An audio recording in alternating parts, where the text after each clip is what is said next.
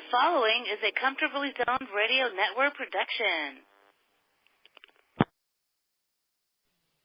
We are back. A's baseball, past, present, and future. I'm Ralph Tyko with the Comfortably Zoned Radio Network. Nancy Finley is on assignment. Patrick Tracey is still on the DL. And Jerry Feitelberg and myself are, as usual, day to day. That's what happens. But we're doing it. We're hanging in there, and Jerry's going to talk A's with me tonight. Jerry, rough day for you, a long day. Your beloved had some arthroscopic surgery that always sounds so simple. Oh, a little arthroscopic surgery. Stuff can happen. Surgery is surgery, and she had some complications, and she's feeling better. But long day for you. Yeah, you're absolutely right. It's a little bit longer for Isla. It was a very, very tough day for her, and she was in a lot of pain. Right. But fortunately, the doctors got control of it, and she's home now, and she's recovering. Hopefully, it'll go a little bit smoother. Today was not a good day. And let's hope that she makes a full recovery as soon as possible, and she stays out of pain, which is the main thing. You got that right. And for us geezers, yes. Anytime you wake up in the morning and see your face in the mirror, it's a good day. Oh, and you don't have to be a geezer to be able to appreciate that one, because right. This isn't something where time is guaranteed, and that's why I manage to enjoy every day as if it were my last. And you have to just enjoy it. I see people my age are grumpy and grouchy. And I said, you should be thrilled. You're up and alive. You're feeling good for the most part. Right. Yeah. But anyway, let's talk some baseball. Yeah, keep the aches and pains on the back burner as long as you can. You got it. Baseball is one of the things that help us forget not just physical pain, but mental pain, the travails of life. Baseball's always there. We can dip back into our memory bank once in a while, and as well as living in the present and looking forward to the future. Baseball gives us an opportunity to do that, and we both love it. I have a question that I think about asking you from time to time, and I remembered it on the air. You grew up as a Boston Red Sox fan. You're out in Northern California, even having worked for the A's, covering them. If the Red Sox were to play the A's and both had as much to lose, in other words, both were in a pennant race and the games meant a lot, who would you root for? That's a good question, and I'm glad you asked me that. Because when I was to have been able to. That all goes with spending the day above ground. That's one of the privileges. When I was with the A's and I was earning some money and being paid, I rooted for the A's when the Red Sox were in town. Now that I am not paid by the A's, I can root for the Red Sox. I hope that answers your question. If they play each other, I tend to favor the Red Sox. It's hard. Say Manson was putting together a baseball team and he wanted to pay you big bucks to be the pharmacist. Would you root for them? Manson? Don't think so. Manson passed away. That's a poor example. But in other words, Jerry, your loyalty can be purchased. Yeah. Especially if they're giving me free seats and I'm sitting with the A's family, I'm not going to insult them by rooting for another team. Oh, outwardly, no. But I'm sure there were times when the Red Sox came in and maybe they won a close game and they needed it, and you went away. Well, could have been worse, right? No, when I was with the A's, it was no contest. The Red Sox were better. It wasn't an issue. Okay. All right. So much to both of our surprises, you were a little more of a Pollyanna optimist than I was. That's how I thought of it. I thought, well, Jerry gives us analyzation, and a lot of it is based because you're a fan deep down, and it's almost impossible for a beat writer or television, radio person to be objective, totally objective. But boy, have we been surprised at what's going on. With the Oakland A's? Yeah. You better believe it. And I just found the MLB preview issue of Sports Illustrated. And all the run scores on a wild pitch, wonderful.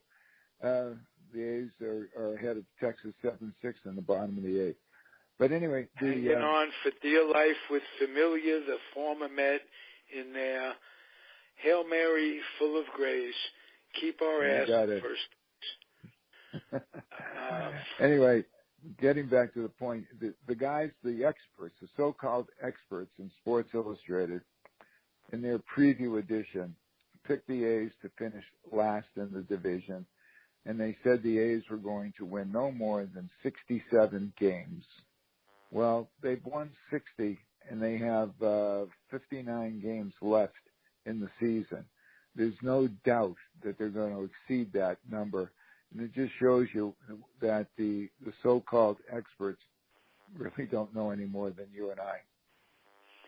Well, that's very true. A lot of it is conjuncture, but there are some things you just cannot predict. You couldn't predict, for instance, that the A's would pick up, who is it, Austin Jackson, the pitcher? No, Edwin Jackson. Edwin Jackson, giving them some really good innings. You couldn't predict that Davis would be hitting 27 home runs. Chris Davis. Why not? He hit 43 last year and 42 the year before. You knew he was going to hit a lot of home runs. He's hit more home runs than anybody. He's for well over 50, and that's true. Well, Chapman has come on. Simeon has settled in to be a pretty darn good shortstop, and yes, he has. He's more than a good offensive shortstop. Yeah. And Lowry with a terrific year. I'm just going around the horn. And here's the exciting part. For the first time in 4 or 5 years, the A's have been buyers as we get closer to the deadline. They acquired Familia from the Mets, who has been, as Earl Weaver would say, a two-packer. You smoke 2 packs of cigarettes while this guy watching him. Yeah, right. And he thrills. His anxiety. Yeah, he's doing that tonight. We've both got the game on our respective televisions in the background, nice and low. But he will overall add to the depth of the bullpen. And I've said this before, but Visconti is really developing into a solid ball player in right field.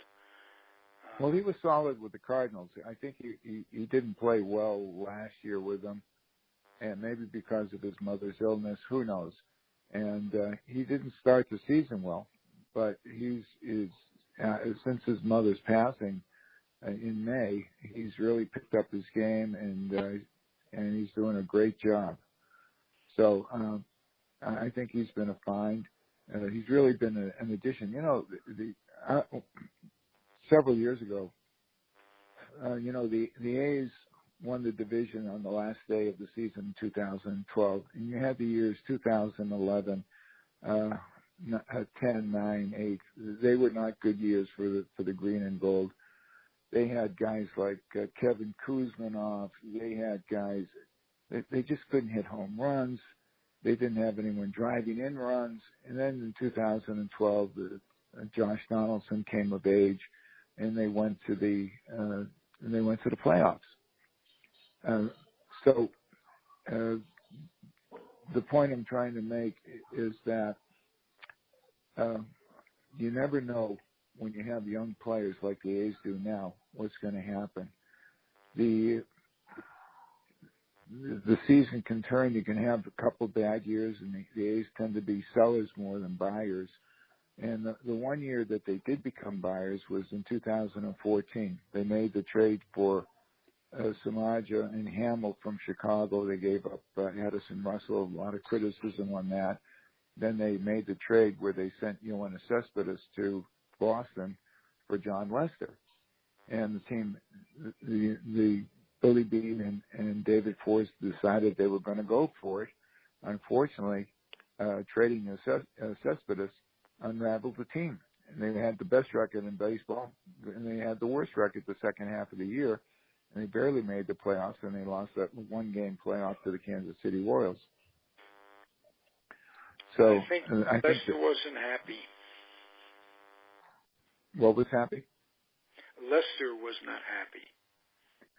No, Lester was very unhappy with the Red Sox for trading him. Number one, he wanted to stay in Boston, and then when he came to the A's, he knew he was a rental, and then he knew that the A's didn't have the money. They weren't going to pay him to stay with them. They weren't going to pay him $25 million a year to pitch for them. So it was a short-term rental, and it just didn't work out. In the meantime, Cespedes wasn't happy going to Boston. They traded him to Detroit for Rick Porcello. And then in 2015, the Tigers sent him to the Mets, and he got hot, took the Mets to the World Series. They lost to the Royals that year. And then, of course, the last 2 years, Cespedes has been hurt. And now he's going to have surgery on his heels. He's 33 years old, and he probably won't play in the entire season next year. And so when he comes back, he'll be 35. And who knows if he can ever go back to the standards or to the player that he was before the surgery. Age catches up with everybody. Early next year, it's going to be about an eight-month recovery. Well, the surgeries are staggered. They're having one now, so it's 8 months for that one. He's going to have the second surgery in 3 months, so that's close to a year. So if he comes back, it'll be maybe late 2019. Yeah, the Mets, and I'm a Met fan, as you know, they have a certain jinx going right now that is absolutely unbearable for a true fan, a long-term fan. It's horrible. They had the makings of a great staff, with DeGrom, Syndergaard, Harvey, and Matz. Well, Harvey's gone. Matz and Wheeler are still there. And Wheeler is reportedly on his way out. I was hoping they would at least come through the year not having to trade away any of those pitchers. And it would be a strength. I know it's easier to rebuild if you have position players that to rebuild than to build the pitching staff. And I was hoping they'd keep it together. It seems to me now they are planning on getting rid of Wheeler and keeping at least Syndergaard and DeGrom. DeGrom, yeah. Well, as long as those two guys stay healthy, they got a chance to rebuild the staff. They have a chance, but big if in Metsville there seems to be jinx injury wise. Frazier, for instance, the third baseman they got from Todd the Yankees, had never been on the DL in his life, comes to the Mets and turns that around in a hurry. So yeah, look at David Wright. David Wright was an all-star third baseman, and he broke down, and he never came back, which was a never shame. will He was a either. terrific ball player. Yep. And so, it's too bad that the jinx doesn't work over in the Bronx. Well, I don't want to root for that type of jinx. No, I don't like to see anybody get hurt. I don't like to see. I want to see the best playing because against of injuries and stuff. And yeah, I remember growing up in New York, and Mantle would always be getting hurt, and I didn't appreciate then what he must have been going through in terms of injuries. Some of them chronic. He had osteomyelitis. What was that? You pronounce it. Yeah, he had a bone issue, and he had to tape himself up every day, and he wore that heavy tape on his legs. But he was still a magnificent ball player. Terrific ball player. 536 home runs, triple crown batting champion in 1956. He was a magnificent athlete. Yeah, and we'll be out for long stretches of time with these injuries. And imagine what it would have been like if he would either have not gotten hurt or done some rehab along the way. Well, he was led astray by Billy Martin and Whitey Ford. And he started drinking, and that he became a problem drinker his entire life. He became an alcoholic. Yeah, which was sad, and he died at the age of 63. I don't know if leading him astray took too much effort. Oh, probably not. Well, he had this fear that apparently all the men in his family died before the age of 39. Hodgkin's disease, yeah. Some disease, yeah.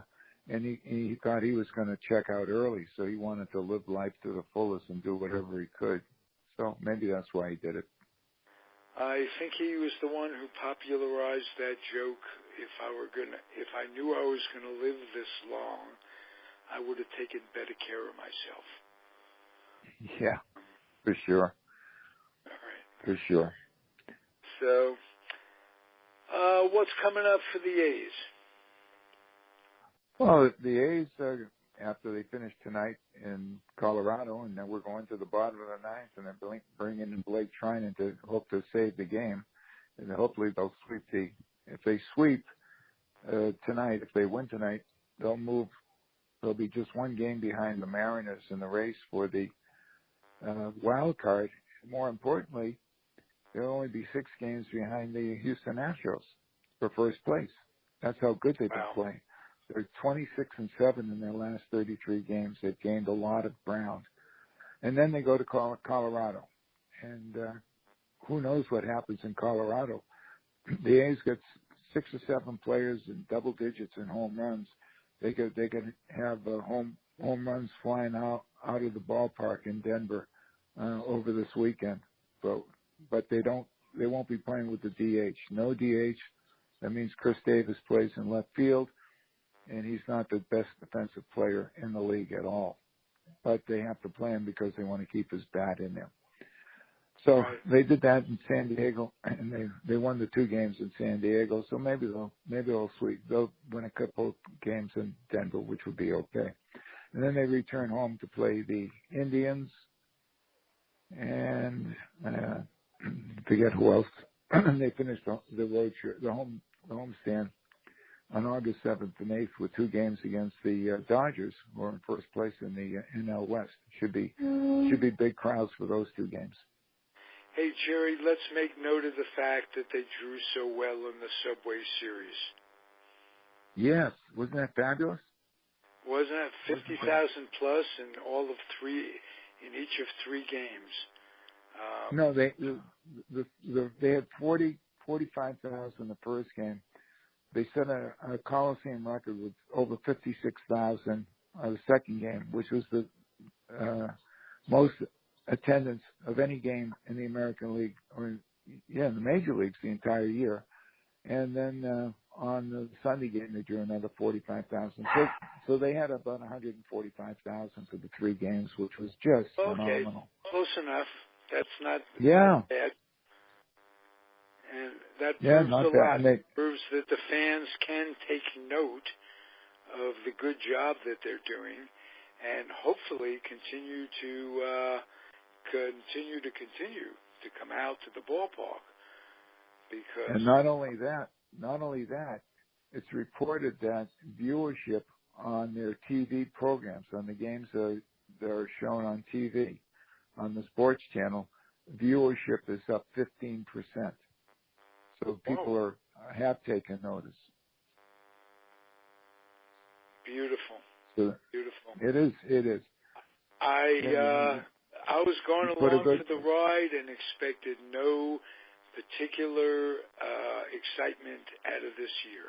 I really didn't. Time to give some kudos, not just for this year. We're talking almost 15 years now. Billy Beane has gotten more with less dollars, more bang for the buck. Let's put it that way, than anybody in baseball. I mean, this guy needs. He had the movie about him, but that was more about the idea of Billy Ball, the system, and the new analytics and this, that, and the other thing. He needs kudos personally. He builds a team. You got to give him credit. Yeah, well, you got to give the scouts credit too, and the whole department has done a fabulous job of drafting these guys. And the other thing where they have really done very well for the most part is signing guys that have been around that other clubs don't want, that they see something in them, and the guys are willing to come to Oakland to hopefully show what they can do in case, they're here on a 1-year or 2-year contract, and then they can go somewhere else for a big payday. Occasionally they screw up. They signed Jim Johnson, the reliever. He couldn't get anybody out. They signed Billy Butler to be their DH. He couldn't hit. So it happens. It happens. And it does. But, player projection is one of the most difficult parts in building a ball club. What's a guy going to do based on what he's done in the past, what he's doing now? Is he on the upward slope? And then humanity comes in, sneaks in every once in a while, and players don't perform up to expectation. A lot of it is a guessing game, but that said, he's guessed right an awful lot. Here's a player that the A's picked up, and it happened before Beane was the general manager. And he may have been assistant GM at the time. I don't recall. You go back into the 80s, and there was Dave Stewart is the guy. Stewart broke in with the Dodgers, did relatively well. Then they shipped him out. He bounced around. I think he went to Texas, and he went to Philadelphia, and he just wasn't doing anything. And the A's signed him. Well, he was standing in front of it wasn't Art Howe. Who was the Howe that was an incredible abuser back in those States? You mean Steve Howe? Steve Howe, absolutely. Steve Howe was he had great a cocaine habit. Very small brain, but a great arm. So, Stewart was mixed up in that for a while and turned his life around. Got to give him a lot of credit for that. Yeah, and he had 4 years where he won 20 games. 4 years in a row. And that doesn't happen. Incredibly would outduel Roger Clemens in some of the most clutch situations going. And that's the kind of thing where I'm sure you had to take a deep breath being as I say, a Red Sox fan coming up, just looking at the uniform, even when the A's were paying you, there were times you took a deep breath. Am I right? Sure. Oh yeah. Okay. Well, I wasn't with the A's when Stewart was going up against Clemens, so I would probably at that time be rooting for the Red Sox. But okay. he in '88 and '90. I remember the '90 playoff series against the A's. Clemens went into a meltdown on a strike call, on a call by the umpire, and he lost it and got tossed out of the game. Good memory. And then they played Cincinnati in the World Series. And that was in 1998. Yeah. Yeah, and the Reds swept them 4-0. I know. That was a terrific disappointment. Yeah, everyone expected them to win.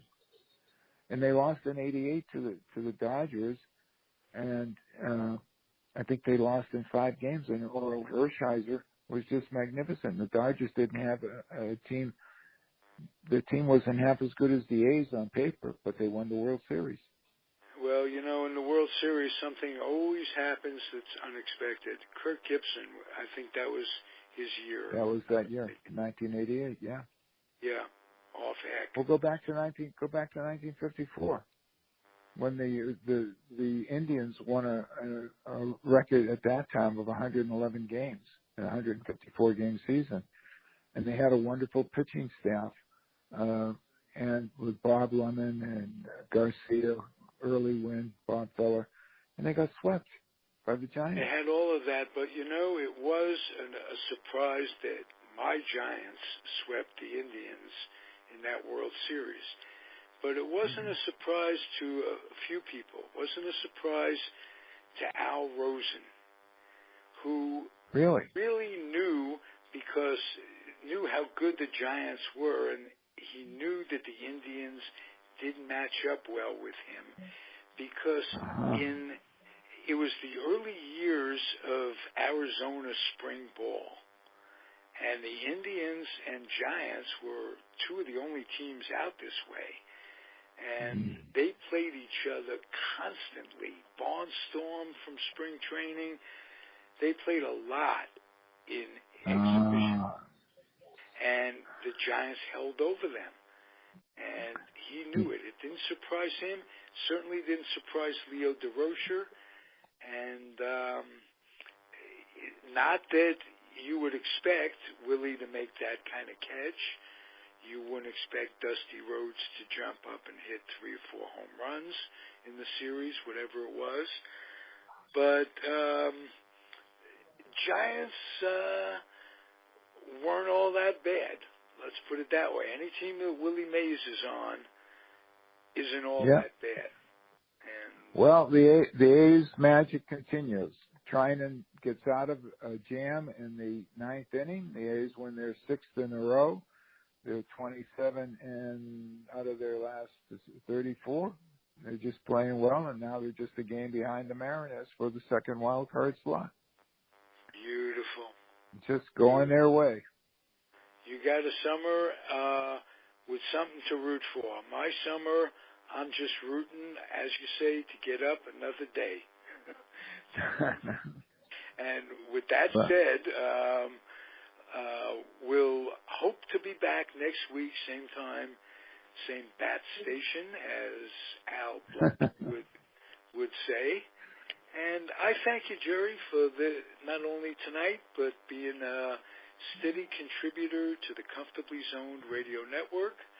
And next week we'll get Nancy back, and hopefully Patrick Tracey off the DL. That would be tough. Oh, that would be nice. That would be nice. All right. Be well, my friend. All right. Stay healthy. Stay well. And those of you listening, I'm going to ask, as I do periodically, if you would be kind enough to box up some new or gently used children's books and take them to the Head Start program in whatever community you live.